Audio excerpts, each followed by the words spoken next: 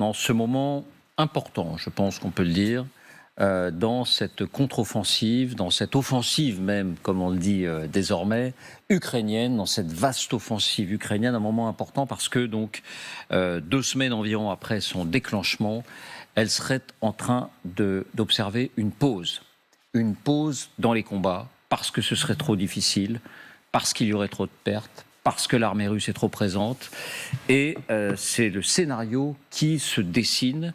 Plusieurs sources en font état de cette pause dans l'essentiel des offensives. Donc, moment important dont il faut bien prendre la mesure. Et on va le faire avec vous dans un instant. D'abord, les faits, les déclarations, les observations. Voici les indispensables avec Fanny Veil.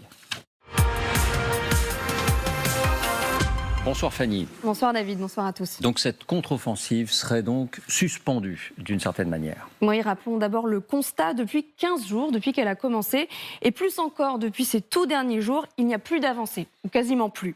Hier, Kiev a annoncé, vidéo à l'appui, avoir repris un village, Piatiradki, c'est dans la région de Zaporijjia, à 2 km environ des positions russes. Ça ferait donc 8 villages pris en 2 semaines de combat. Rappelons tout de même qu'il y a encore 4 ou 5 jours, on était déjà à 7 villages. Donc la progression déjà minime est effectivement quasiment stoppée. De même, il y a une semaine, Kiev annonçait avoir repris 100 km² de terrain. Aujourd'hui, Kiev revendique 113 km². 13 km² en une semaine, oui David, on peut dire que la contre-offensive piétine. Oui, et d'autant que ces kilomètres carrés qui sont repris n'ont pas empiété sur les lignes de défense russes. Les fameuses tranchées dans le Dragon qu'on vous a souvent présentées. Est-ce que c'est le signe que l'armée ukrainienne s'est mise en pause, déjà, ou est-ce que c'est parce que ces difficultés, cette progression est quasiment stoppée, qu'ils décident de se mettre en pause ? C'est difficile à dire, mais en tout cas, le mot pause n'est plus tabou. C'est le Wall Street Journal, informé aux meilleures sources américaines, qui l'a d'abord mis en avant. Après les résultats mitigés des premières attaques de sondage de l'Ukraine, ces forces ont pour la majorité fait une pause dans leurs avancées ces derniers jours. C'est ce que confirme aussi l'Institut américain pour l'étude de la guerre, qui ne fait pas mystère, disons-le aussi, de son soutien à l'Ukraine. Les forces ukrainiennes feraient une pause opérationnelle dans leur contre-offensive afin de réévaluer leur stratégie.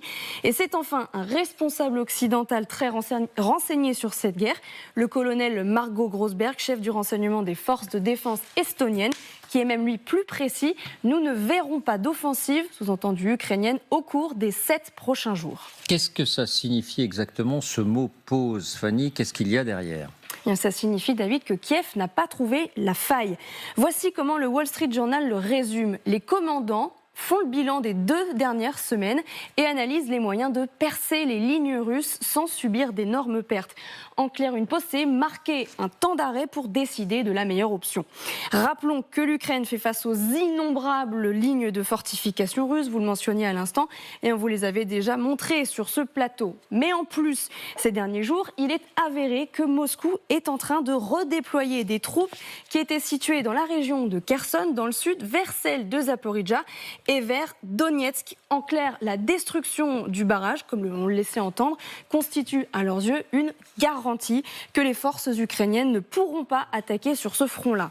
Rappelons aussi que l'Ukraine fait face à un énorme défi en se lançant dans cette opération sans avion, parce qu'ils n'ont pas la suprématie aérienne, ils ne peuvent pas se frayer un chemin en protégeant leur fer de lance blindé, explique Phillips O'Brien, qui est professeur d'études stratégiques à l'université de St Andrews en Écosse. Enfin David, 3e remarque, Kiev a enregistré de lourdes pertes de ses troupes en première ligne, qui sont, rappelons-le, sous le feu russe depuis maintenant 2 semaines. Écoutez le colonel Bertrand Darras, invité tout à l'heure de LCI. Ça fait donc pas loin de 15 jours que l'offensive a commencé. Les unités de front sont usées, donc elles doivent être relevées. Quand on parle de 10% de pertes, si les 10% de pertes sont concentrées sur les unités de front, ça veut dire qu'elles sont très fortement usées et que 90% derrière des unités qui n'ont pas été engagées, elles sont à 100%. Donc c'est normal qu'on fasse des relèves, c'est normal qu'on fasse un point. Voilà, mais là, c'est un point très important. Le mot « pause », Fanny, ne signifie pas la fin de la contre-offensive. Non, pas du tout. Le mot dit bien ce qu'il veut dire. C'est une pause pas un point final. Et en matière militaire, c'est relativement classique. Les pauses opérationnelles sont une caractéristique commune des entreprises majeures, indique encore l'ISW. Ça correspond aussi, David, à la volonté de ménager le plus gros des troupes. Rappelons que l'Ukraine a encore des ressources. Elle n'a engagé que 3 brigades sur la vingtaine qu'elle aurait préparée pour cette contre-offensive. Une brigade, rappelons que ce sont à peu près 3000 hommes. Autrement dit, l'Ukraine a engagé 9000 soldats sur les potentiels 60 000 préparés. Elle aurait donc encore 51 000 soldats en réserve. Donc cette suspension des opérations n'est pas la fin des opérations, mais une façon de tirer des enseignements de ces premiers jours. Écoutez le lieutenant-colonel Vincent Arbaretier, c'est un historien militaire, il était lui aussi invité d'LCI. Ça veut dire qu'ils sont assez raisonnables pour savoir où s'arrêter avant que ce soit trop tard. Ça veut dire aussi que le plan initial n'était pas forcément le meilleur. Merci Fanny. Alors, on se tourne vers vous, évidemment, Général Trinquant. D'abord, est-ce que cette pause vous surprend ou est-ce que vous dites, finalement, ça ressemble à une décision logique? Est-ce que vous validez ce mot pause, d'abord? Alors, ça dépend si on est au plan tactique ou au plan opératif. Je pense que ce que disait le colonel Darras tout à l'heure est tout à fait vrai. Imaginons, ça fait 15 jours que les 3 brigades combattent. Avec 15 jours de combat, c'est fatigant. Hein. Vous dormez pas, vous avancez, enfin vous dormez peu, vous avancez, vous subissez des tas de chocs, vous voyez des gens tués, des véhicules cassés. Donc, je pense que les 3 brigades ont rempli leur rôle, c'est-à-dire voir s'il y avait des percées possibles. Je ne sais pas s'ils l'ont identifié, parce qu'il ne faut pas complètement exclure que ceci ait été identifié. Bon. Mais, alors, ce serait une ruse? Non, pas une ruse. Je veux dire, un déroulement normal. C'est-à-dire que les 3 brigades de tête ont identifié là où ils pouvaient passer ou pas, et s'ils l'ont identifié, c'est pas eux qui vont progresser, c'est la réserve. Or la réserve, le chef d'état-major estonien disait dans la semaine, il n'y aura pas d'attaque dans la semaine parce qu'il faudra une semaine pour probablement redéployer tout ça. Donc le rôle de ces 3 brigades va être quand même de tenir là où elles sont. La guerre n'est pas terminée pour eux. Vous voyez ? Mais pardon, si elles avaient identifié une brèche, est-ce qu'il ne faudrait pas déployer immédiatement une autre brigade ou 2 ou 3 autres brigades? Oui, mais probablement que le terrain ne le permet pas. Je crois que l'information qui a été fournie, qu'on attendait, c'est-à-dire qu'en fait, le barrage a inondé toute une zone et donc les Russes ont récupéré des forces pour les mettre en place, ça veut dire on voit des réserves bouger. Et en fait, il faut effectivement que les Ukrainiens n'envoient pas leur attaque là où les réserves arrivent. Sinon, ils vont avoir un problème. Donc il faut identifier non seulement le trou, identifié par une des 3 brigades ou par les 3 brigades, et ensuite, où sont les réserves de façon à pouvoir attaquer là. Donc c'est pour ça que je viens au plan tactique. Oui, les brigades sont probablement épuisées après 15 jours de combat comme ça. Le dispositif réévalue où il doit s'engager, qu'il ne se rengage pas tout de suite, c'est probablement un choix de l'état-major en fonction des informations dont il dispose aujourd'hui. Mais vous avez raison, ça n'est pas la fin de l'opération. Ça veut dire qu'on a quasiment la fin de la première phase de cette opération terrestre. Sans qu'on sache, selon vous, si oui ou non une ouverture, une brèche a été repérée dans le dispositif russe. Et non. Ça ne signifie pas que, pour l'instant, on ne voit pas comment faire. Non, parce que depuis le début, les Ukrainiens, à bon droit, nous cachent tout ce qui se passe. Et donc on ne sait pas. On dit quelques villages, parce que ça, pardonnez-moi, médiatiquement ou politiquement, ça fait bien de dire qu'on a pris 2-3 villages. C'est pas significatif. Voilà, c'est pas significatif. Ça ne veut pas dire où on a percé, où on n'a pas percé. Donc pour bien préciser votre pensée, pour vous, ça veut dire que ça n'est pas forcément mauvais signe ? Non, c'est pas forcément mauvais signe. Encore une fois, je le dis depuis le début, est-ce que ça va marcher, ça va pas marcher? Je n'en sais rien. Mais il ne faut pas s'imaginer qu'après 15 jours de combat, 3 brigades engagées, c'est la fin des haricots, terminé, on fera plus rien. Non, il y a quand même 9 brigades derrière et qui ont les capacités et ils sont en train d'évaluer où cela peut-il se passer avec le moins de pertes possibles. Parce que je voudrais rappeler simplement sur toutes les images russes qu'on voit avec les véhicules blindés détruits, bon, certes, je rappelle que le but des véhicules blindés, c'est de protéger le personnel. Donc moi, ce qui m'importe, c'est que le personnel ait été protégé. Et que le personnel, lui, ait pu reprendre son rôle dans sa brigade. Est-ce que ça n'est pas la confirmation, tout de même, que cette armée russe est mieux organisée, plus solide qu'on ne l'imaginait? Non, mais bien sûr. Enfin, on savait que cette ligne de défense, organisée depuis 1 an, était solide. Maintenant, ça veut dire que le premier choc est solide. je reviens toujours aux réserves, auront-ils la capacité d'agir contre une force bien plus importante sur un endroit bien précis? Ça, je ne sais pas. Oui, Vincent. Le titre exact de l'analyse du Wall Street Journal citée par Fanny à l'instant, c'est pourquoi l'offensive ukrainienne sera une épreuve lente et coûteuse. Il aurait pu être inspiré par nos débats sur ce plateau depuis des semaines. Si un endroit où on n'a pas sous-estimé la robustesse du dispositif fixe défensif russe, c'est bien ici. Ça nous donne d'ailleurs une idée assez précise de la dimension Janus de l'armée russe. Vous savez, c'est le personnage mythologique à deux faces. Vous avez d'un côté les vidéos de conscrits navrés, livrés eux-mêmes, désespérés, et dont les proches réclament le secours du Kremlin ou de Prigojine. Et puis vous avez aussi, et ça a été dévoilé par une étude extrêmement intéressante publiée par un institut britannique à la mi-mai. Vous avez aussi des domaines dans lesquels les Russes ont indéniablement appris de leurs erreurs. Et donc il y a peut-être eu effectivement une sous-estimation par les Ukrainiens, mais aussi par leurs alliés occidentaux, par exemple du potentiel néfaste, assez dévastateur des mines et de la capacité des Russes à projeter des mines. C'est-à-dire une vision qui est dynamique. Donc, pardon de vous poser la question directement, Vincent, mais à titre personnel, est-ce que vous n'êtes pas déçu? Autrement dit, il y a 15 jours, quand cette contre-offensive commence, on l'a su plutôt il y a une grosse dizaine de jours. Enfin, elle a démarré de fait au début de la semaine, non pas dernière, mais celle d'avant.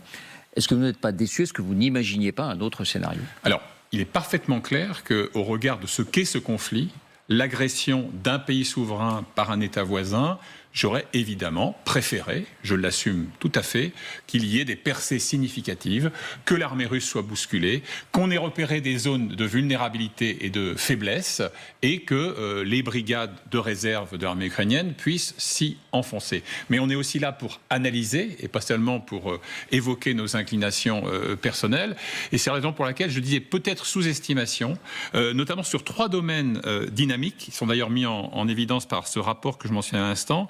Dire les mines, je le parlais, les raids d'hélicoptères, et là ça renvoie évidemment à la suprématie quasiment totale de la force aérienne russe, même si les défenses antiaériennes ukrainiennes sont performantes. Et puis un troisième point, la guerre électronique, qu'il ne faut jamais oublier, dans lesquelles on a peut-être sous-estimé le potentiel de Moscou. Vera et Jean-Claude, je vous donne la parole, mais elle peut durer combien de temps cette pause, Général Trinquant? Je sais que ma question n'a pas beaucoup de sens. Non, un certain temps. Non, très honnêtement... Fernand Reynaud sort de ce corps. Non, mais j'en sais rien du tout. Le point, là, l'état-major, qu'est-ce qu'il est en train de voir? Est-ce qu'on a des indices sur un axe, etc. Combien de temps faut-il pour qu'on puisse lancer sur cet axe, compte tenu de la position où se trouvent les réserves actuellement? Il faut s'imaginer que sur le terrain, il va falloir au moins 2 ou 3 jours de mouvement, rien que des mouvements. Et ensuite, la mise en position et la percée... Des mouvements de qui, pardon? De la réserve ukrainienne. Il va falloir au moins... À partir du moment où on va leur dire ça y est, le plan c'est ça, il va leur falloir 2 ou 3 jours, je compte les nuits dedans bien sûr, pour avancer, puisque faut répéter tout le temps que la nuit est un avantage pour les Ukrainiens aujourd'hui compte tenu de leur équipement. Donc voilà, ça veut dire, le chef d'état-major estonien disait 1 semaine. Bon, est-ce qu'il a une bonne évaluation en disant 1 semaine? Oui, ça me paraît crédible. Bon, Vera, est-ce qu'il ne faut pas s'attendre tout de même à ce que dans les heures qui viennent, les Russes plastronnent, tout simplement? Déjà, il y a des réactions dans les médias russes qui sont plutôt contents du fait qu'il n'y a pas de percée significative. Bien sûr, là, on profite un peu pour se réjouir et pour dire que les Ukrainiens ne sont pas tellement forts que tout le monde s'attendait, les Russes inclus, je veux dire, parce qu'on voyait la fébrilité qui a commencé à régner à la télé russe et sur Internet. Mais bien sûr, avec l'analyse du fait sur le terrain, on voit que c'est en première étape, c'est dans quelque sens normal, c'est ce qui vient d'être expliqué par les spécialistes, qu'il y a une sorte d'étude de terrain pour voir où et comment l'armée ukrainienne peut avancer pour récupérer l'intégralité territoriale de son pays. Ce qu'on voit sur le terrain, par exemple, le fait qu'il y a ces lignes de défense établies et que le Kremlin a pu envoyer comme la chair à canon beaucoup des milliers des soldats russes, je ne peux pas dire que c'est une grande réussite stratégique et tactique. C'est quelque chose que l'armée russe a pu faire pour freiner l'offensive. Mais est-ce que dès que l'Ukraine utilise plus de moyens sur le terrain, dès qu'il vraiment applique tout ce qu'il a comme le potentiel, est-ce que ça va tenir? Ça, on verra. Et vu le moral qui est assez bas, dont on a parlé beaucoup, par ailleurs, je voulais aussi dire vite sur le fait qu'il y a beaucoup de prisons disciplinaires que l'armée russe organise dans l'oblast de Lugansk et Donetsk, où il y a plusieurs soldats déserteurs qui ne veulent pas aller se battre. Bien sûr, les faits comme ça montrent aussi à quel point l'armée russe n'est pas très motivée pour faire cette guerre. Donc pour l'instant, pour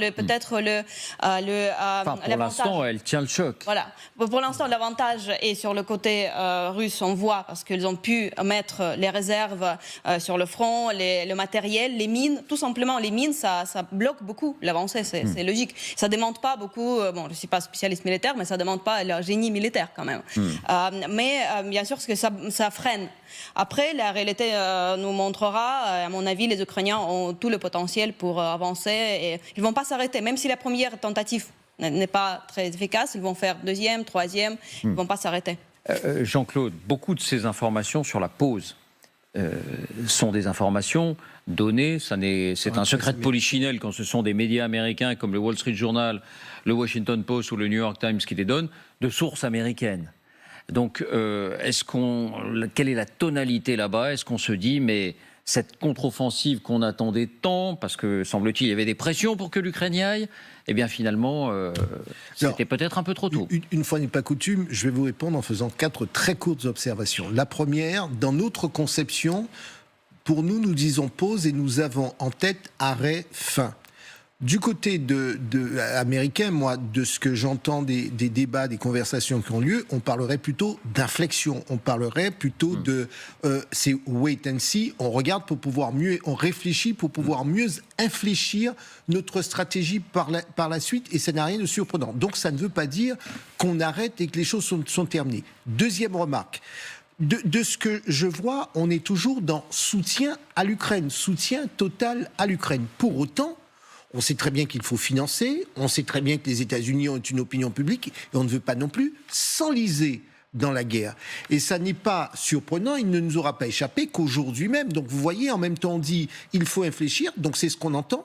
Mais Anthony Blinken est arrivé à Pékin, il met en garde, alors ça n'a pas complètement marché, il met en garde les Chinois en leur disant attention à l'aide que vous pourriez apporter à la Russie, ça c'est la version officielle, et je suis persuadé qu'il tente de convaincre les Chinois, il y a souvent des discussions off, il tente de convaincre les Chinois qu'il est peut-être temps, ou en tout état de cause, qui n'ont pas intérêt à poursuivre ce soutien aux Russes, de manière à envisager à un moment donné une sortie de crise, en tout cas à travailler sur cette sortie de crise. Donc ma conviction, c'est que cette inflexion, on veut infléchir, donc on réfléchit pour pouvoir infléchir, et deuxièmement, on est sur le soutien, mais on travaille aussi à la démarche diplomatique. Même dans la guerre, la diplomatie continue à travailler. Le résultat, on ne l'a pas encore. D'ailleurs, vous avez vu, les autorités chinoises ont été un petit peu sèches dans leur premier communiqué, mais reste à voir ce que ça donnera dans les semaines qui viennent. Dès vendredi dernier, vous le savez si vous nous suivez, 2 personnes s'interrogeaient sur ce plateau sur l'idée d'une pause. À l'époque,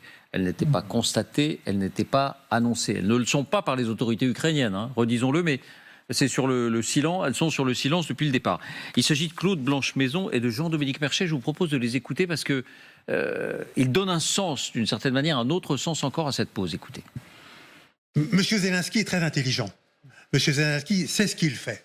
Et il sait très bien que ses troupes, dans l'état actuel des choses, ne peuvent pas faire la brèche. Et moi, je pense qu'en effet, la phase actuelle va durer, qu'elle va durer en tout cas jusqu'au sommet de l'OTAN du 11 et 12 juillet prochain. Le président Zelensky et son équipe qui, eux, font de la politique, ne font pas des opérations militaires, ils font de la politique. Et ils sont pris entre des Occidentaux qui ont dit, bon les gars, allez-y, virez les Russes le plus vite possible, et un état-major, le général Zaloujny notamment, et le chef de l'armée de terre qui dit, non, attendez, on n'est pas prêt. Montage Baptiste Amossé. Ce qu'il y a derrière ce que dit Claude Blanche-Maison, c'est le sommet de l'OTAN. Est-ce que cette pause n'est pas un moyen de pression pour dire, lors de ce sommet de l'OTAN, si vous ne nous livrez pas des avions, très vite, nous n'y arriverons pas? Alors, deux points. Le sommet de l'OTAN, c'est dans un mois, un peu moins d'un mois. Une pause d'un mois me paraît énorme. Oui. Sachant que l'attaque ne peut se dérouler que pendant l'été, qu'à partir du mois d'octobre, c'est fini. Donc, j'allais dire, bouffer un mois comme ça, simplement pour attendre ça me paraît pas très réaliste. Deuxième point, les F-16, la décision est prise, l'entraînement a commencé, on sait très bien qu'ils arriveront en octobre, donc pas pour cette offensive-là. Donc, si vous voulez, ça sert à rien de mettre la pression. Hein. Une petite plaisanterie, je trouve que la pression, elle est plus médiatique qu'autre chose. C'est-à-dire que le temps des médias n'est pas le temps de la guerre. Et nous, quand ça s'arrête 24 heures, c'est la catastrophe, il faudrait que ça continue. Ben non, la guerre, elle continue à son rythme. Et les médias doivent comprendre qu'il faut, comme disait M. Boutros-Ghali, m'avait dit une fois, il faut réapprendre la patience. Et il avait raison, il faut réapprendre la patience, parce que, en plus, je le soulignais la semaine dernière, je disais, il y a probablement 48 heures d'écart entre ce qui se passe sur le terrain et ce que nous commentons. Parce que les images n'arrivent pas, parce que les Ukrainiens ne veulent pas les donner, ils ont raison. Donc on est un petit peu décalé. Donc on a raison de parler globalement des problèmes de pause. Et effectivement, moi je suis assez d'accord avec l'analyse que vous donniez sur l'inflexion. C'est-à-dire c'est pas un arrêt, c'est un questionnement sur où va-t-on, que fait-on. Un mois, ça me paraît beaucoup quand même. Vincent. Il y a un autre argument qui va un peu à l'encontre de cette hypothèse, c'est que les Ukrainiens n'ont pas besoin du cérémonial d'un sommet de l'OTAN à Vilnius les 11 ou 12 juillet pour émettre leurs griefs et leurs requêtes. Il ne se passe pas en une semaine sans qu'il y ait, plus discrètement c'est vrai, une réunion d'un groupe de contact, des ministres de la Défense, des chefs d'état-major, etc. Les Occidentaux et Jens Stoltenberg, le patron de l'Alliance Atlantique, sont parfaitement au fait des exigences des Ukrainiens et ça ne dépend pas d'un calendrier aussi formel que celui-là.